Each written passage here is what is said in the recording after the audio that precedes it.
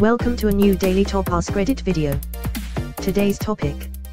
Which character death hit you differently, and why? I definitely fucked up by going into this comment section with all these spoilers, but that's on me. Fucking same bro. Yeah, did see that coming. I read the first comment and if I have no idea who the character is, it's gonna set me back a bit in terms of finally making my way to that specific show now that I know the name of some person who dies. That girl from the bridge to Terabythia. That hit me so hard as an 8-year-old. A kid in my elementary school who was really smart and way above reading level had his 7th birthday party to go see this movie. Invited the whole class, but he was the only one who read the book. The rest of the party was just a bunch of parents trying to console their weeping children. One girl was crying so hard she threw up. What a fucking Chad. I'm sorry, but I just laughed way too hard at this. 8-year-old me spent the first half of that movie developing the biggest crush on her. She was pretty, imaginative, and she could run fast, which was the most attractive thing ever. Her death actually destroyed me. Hank in Breaking Bad and Walter's face afterwards just matched mine.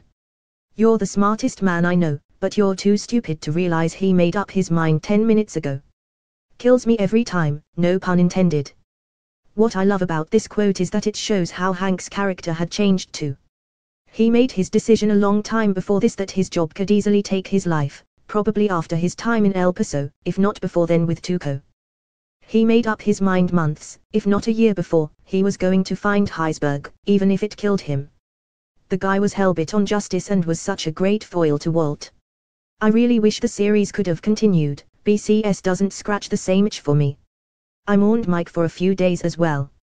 On the upside, Mike is a main character on Better Call Saul. And he is just as awesome.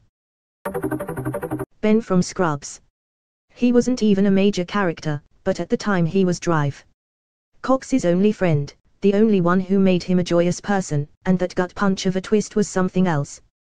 Where do you think we are? That's the Breed Frazier character, right? The guy who constantly took photos. I'm literally watching Scrubs right now, lol. Enjoy those 8 seasons. Aubrey. You had him, dude, you fucking had him. No, his death pissed me off. Same. I witnessed him defeat the unbeatable only to get killed due to arrogance. Arthur Morgan. He was a good man who was dealt a bad hand. Really sorry for you, son, it's a hell of a thing. Still choke up over this game. When his horse is dying and he whispers thank you, that shit destroyed me. It shattered me when Brooks died in the Shawshank Redemption. His monologue is amazing. Absolutely. One of my all-time favorite movies, for this and many other reasons. I don't like it here. I'm tired of being afraid all the time. I've decided not to stay. Heartbreaking. Fred Weasley was the worst. I have a twin sister, so it hit extra hard for me. Picturing life without my twin is not a life at all. Agreed. It was so sudden too. It was one of those deaths where you assume it has to be a joke or there is a twist where they come back. And then Lupin and Tonks, the fact that at the start of the fight Tonks was to stay home, presumably to prevent this very thing from happening and leaving their child an orphan. I really felt and shared Harry's grief in those following chapters. I'm crying just reading these comments. I scrolled to find Fred. But Remus and Tonks were just a love story that we didn't get to see. Boxer, from Animal Farm. He worked so hard his whole life and to be sent to a glue farm while his best friend screams and runs behind him, chills man. Almost stopped reading then and there because it hit me so hard. Maze Who's from FMA for me. It's a terrible day for Rain. Well, at least Roy burned the ever-loving shit out of Lust and Envy. Most satisfying ass-kickings in the series. Stoic from How to Train Your Dragon 2. Not so much the way he died, but the funeral scene, the music and the recital by Gobber. Oh yes, this is the one. He just got his wife back, family's all happy, and then he dies. I didn't want to rewatch that movie for a long time because of how sad I felt about that. John Marston. He suffered so much in an attempt to move on from his past, killing all of his former comrades in the process. He finally reunited with his wife and kid, gets a small glimpse at a new life, and then he's shot down in front of a barn like a damn dog. Was painful to watch, doubly so after RDR2 came out. Came here to say this. Adding on, it was so unexpected, they gave you hope that you'd get out of it by sending you into Deadeye. The first time experiencing it I thought I failed the mission, but the cutscene sealed the deal. I was so shocked and sad. That realize RTO when no matter how many times you tried, you couldn't win that fight. And the end of RDR2 when the Pinkertons showed up at the farm, it gave me goosebumps, and not the good kind. That horse in the never-ending story. Artax.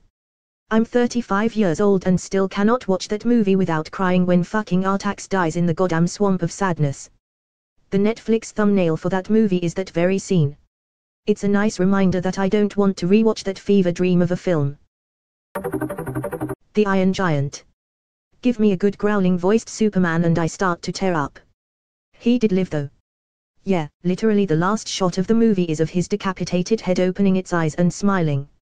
Actually it's kinda creepy when you put it that way. Count Olaf in a series of unfortunate events, the books. Just something about a man so shaped by his own misery becoming a figure of cruelty and greed, relentless in pursuing the misery of others. He believes all people are this way in reality, and cannot see through the darkness, use his intelligence and skills for good. Then he just dies, unredeemed on a coastal shelf, and no one has anything to say. That's also what I liked about the books as a kid. There was an underlying message of, sometimes terrible things happen and there's not much you can do about it, but try to get out the other side kicking. Ellie from Up. The really sad bit is, thanks for the adventure, now go have a new one. Boromir. First time I ever cried during a movie. I would have followed you, my brother. My captain. My king. As a kid, Legolas was so cool. As a high school / college kid, Gimli was the party fun dwarf. As an adult, Boromir. I understand him.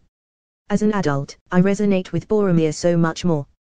But I hated Dithor as a kid, and I hate him even more as an adult. Washburn Serenity. He was my favorite character from Firefly, and I just wasn't expecting it at that point in the movie. When Kaylee says, "Wait, where's Wash?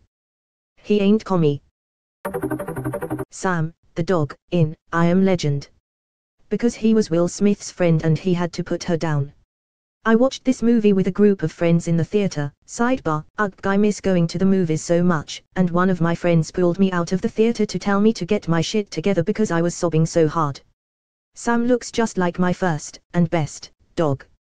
And the last part of his family left. Tedashi Hamada in Big Hero 6.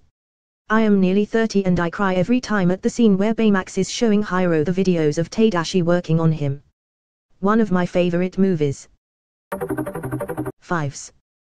The mission, sniff the nightmares, choked back sob, they're finally over. That line hit so hard.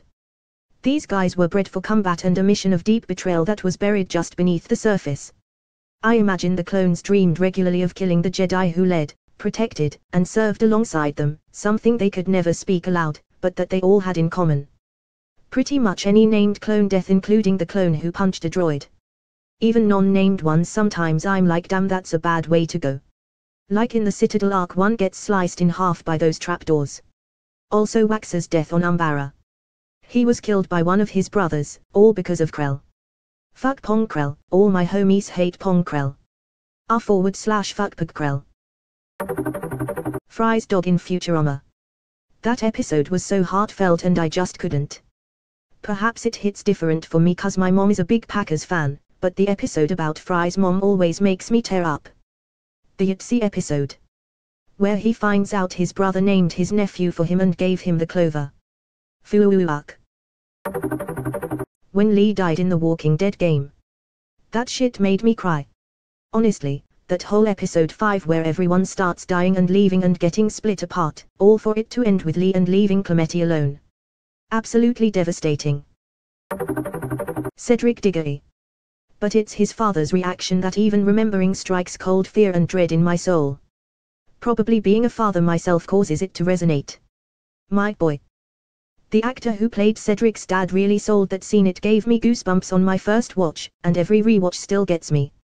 The anguish in his voice is truly brilliant acting. Agreed. I found his performance absolutely perfect. It is one of those situations that truly made me feel like I was intruding on someone's deeply personal pain. It made me feel like I didn't belong there, if that makes sense. Uncle Ira's son from Avatar: The Last Airbender, Tales of B.A. Sing Selenium, the real Avatar: Last Airbender, not the hack version from M. Night Shyamalan. You're never introduced to him, but you can convey from the deep sorrow Ira pours out how his death affected his personal purview and moral edict. It made me cherish the worlds, friendships and lives you build with people because you are an influence to many, and pouring poison into a vessel is a quick way to make you regret how you passed along what you said and did. Edit. Clarification: because despite talking about Avatar: The Last Airbender, people are being purposefully obtuse. The end scene always makes me cry. Him saying happy birthday to his son, his singing, and then him breaking down. Always gets me. Happy birthday, my son. If only I could have helped you.